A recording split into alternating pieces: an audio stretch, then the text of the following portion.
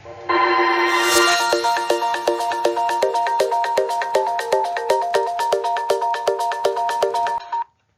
guys, let's see about Henoch Purpura today.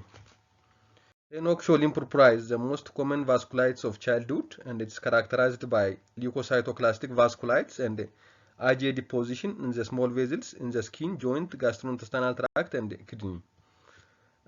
According to 2012 International Chapel Hill Consensus Conference, HSP is also referred to as IgA vasculitis. HSP occurs worldwide, and the incidence of HSP is estimated at around 40 to 20 per 100,000 children per year, and it affects males more than females with a ratio of around 1 to 2 ratio. So it's slightly more affects males than females. Approximately 90% of HSP cases occurs in children, usually between the ages of 3 and 10 years. HSP is distinctly less common in adults, and if it occurs in adults, it tends to have a natural cause which is more severe and which have more chronic complications. And HSP is more common in winter and spring, and it's unusual in summer months. Many cases of HSP follow a documented upper respiratory infection. When we see the pathology of HSP, skin biopsy demonstrates leukocytoclastic vasculitis of the dermal capillaries and the postcapillary venules. The inflammatory infiltrates include neutrophils and monocytes, and renal histopathology typically shows endocapillary proliferative glomerulonephritis, ranging from focal segmental process to extensive crescentic involvement. And in all tissues, immunofluorescence identifies IgA deposition in the walls of small vessels. This is accompanied to a lesser extent by deposition of C3, fibrin, and IgM. HSP nephritis shares a similar pathogenesis and nearly identical renal histology with IgA nephropathy. Although the two are considered as distinct entities, many consider HSP nephritis and IgA nephropathy as a part of the same clinical spectrum, and IgA nephropathy as one of the sequelae of HSP nephritis. When we see the pathogenesis, the exact pathogenesis of HSP remains unknown. Given the seasonality of HSP and the frequency of preceding upper respiratory infections, infectious triggers such as group A beta hemolytic streptococcus, Staph aureus, mycoplasma, adenovirus have been suspected. The common findings of deposition of IgA, specifically IgA1, suggests that HSP is a disease mediated by IgA immune complexes, and the HSP occasionally clusters in families, which suggests a genetic component for developing HSP. When we see the clinical manifestation of patients with HSP, the classic tetrads of HSP includes a palpable purpura, arthritis or arthralgia, abdominal pain, and evidence for renal disease. This may develop over a period of days to weeks, and it may vary in their order of presentation. But not all of the tetrad are present in all patients. The hallmark of Henoch purpura is it is rash, which is a palpable purpura starting as a pinky macules or wheals and developing into petechiae, raised purpura or large chymoses. Occasionally, bull and ulceration might develop. The skin lesions are usually symmetric and they occur in gravity-dependent areas such as lower extremities, extensor aspects of the upper extremities, or on pressure points such as buttocks. The skin lesion often evolve in groups, typically lasting 3 to 10 days, and it may recur up to 4 months after the initial presentation. Subcutaneous edema localized to the dorsal of the hand and the feet, periorbital area, lips, scrotum, and the scalp is also common. When we see the gastrointestinal manifestations, these GI manifestations occur in up to 80% of children with HSP, and it includes abdominal pain, vomiting, diarrhea, paralytic illness, and melena. Sometimes, in few patients, intussusception, mesenteric ischemia, intestinal perforations are rare, but they are serious complications. When we see the musculoskeletal manifestations of Henoch purpura, it includes arthritis and arthralgia, and it occurs in up to 75% of children with HSP. The arthritis tends to be self-limited and oligoarticular, with a predilection with mainly involving large joints such as knees and ankles, and it does not lead to deformity. Periarticular swelling and tenderness without erythema or effusions are common. The arthritis usually resolves within 2 weeks, but they might recur. The other is the renal manifestation. Renal involvement occurs in up to 30% of children with HSCP and in certain patients in up to 50%, manifesting as a microscopic hematuria, proteinuria, hypertension, frank nephritis, nephrotic syndrome, acute or chronic renal failure. However, progression to end-stage renal disease is uncommon in children, and only 1 to 2% of patients who have Henoch, Schönlein, Purpura nephritis will develop end-stage renal disease. Renal manifestations can be delayed for several months after the initial illness. So close follow-up with serial urine analysis and the blood pressure is necessary. Most of the time, this monitoring is needed for the first 6 months after the onset of the signs and symptoms of Henoch, Schönlein, Purpura. If there is no any signs of renal involvement on urine analysis and the blood pressure during the first 6 months of HSCP, it is less like that the patient will develop renal manifestation. So we should have to follow urine analysis and the blood pressure during the first 6 months of the disease. Neurologic manifestations of HSCP caused by hypertension, such as PRES or posterior reversible encephalopathy syndrome or CNS vasculitis, may also occur.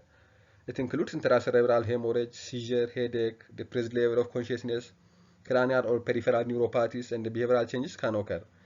Other less common potential manifestations of HSCP are inflammatory disease, carditis, pulmonary hemorrhage, orchitis, and also testicular torsion.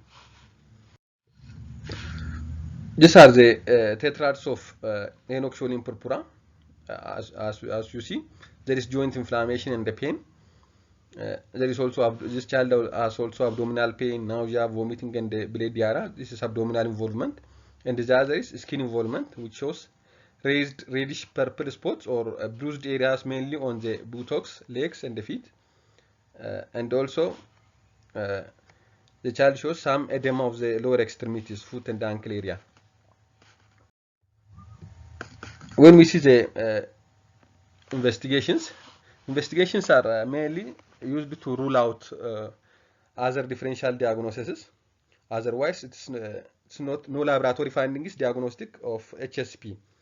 Common but non-specific findings include leukocytosis, thrombocytosis, mild anemia, elevation of ESR, and also CRP. The platelet count is normal in HSCP. Occult blood is frequently found in stool specimen, and serum albumin levels might be low because of renal or intestinal protein loss.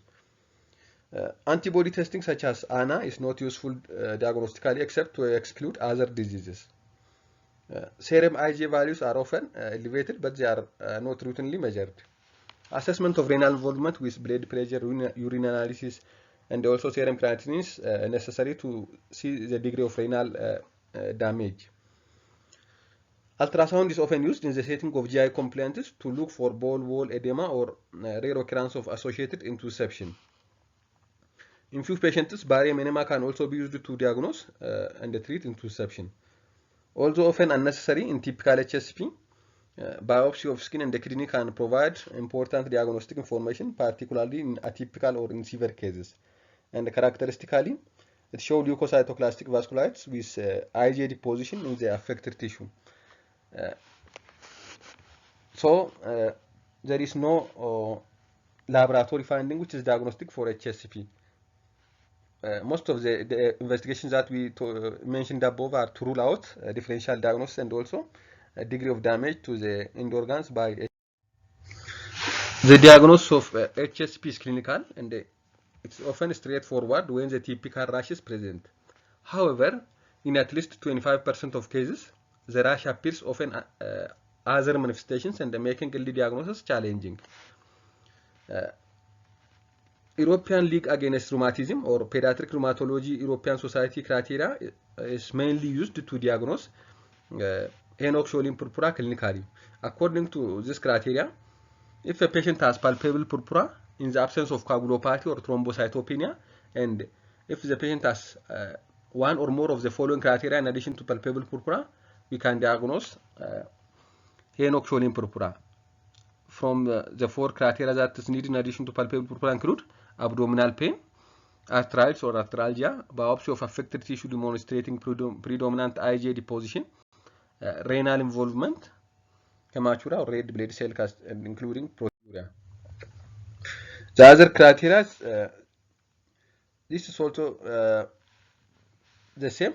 It is European League Against Rheumatism, and it shows the sensitivity and the specificity of each criteria to diagnose Henoch, Schönlein, Purpura clinically.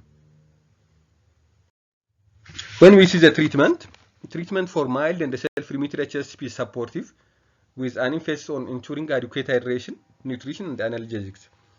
Corticosteroids are often used to treat significant GI involvement or other life-threatening manifestations. Glucocorticoids such as oral prednisolone, or in severe cases, pulse methyl prednisolone for 1 to 2 weeks, followed by tapper. It reduces abdominal and joint pain, but it does not alter overall prognosis.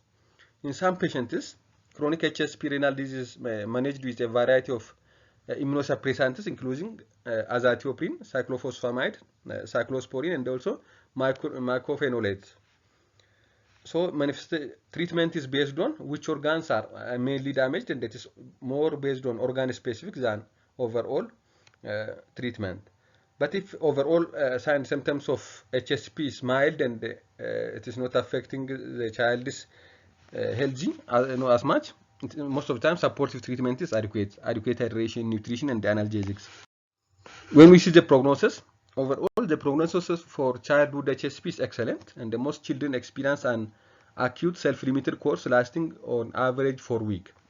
However, 50 to 60% of children with HSP experience one or more recurrence, typically within the first 4 to 6 months of diagnosis.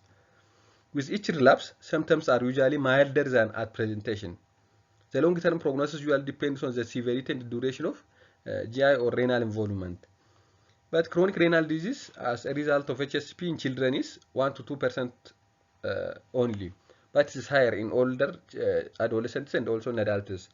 And only less than 5% of those who have chronic renal disease will develop end-stage renal disease from HSP. Thank you. Don't forget to subscribe and like this channel.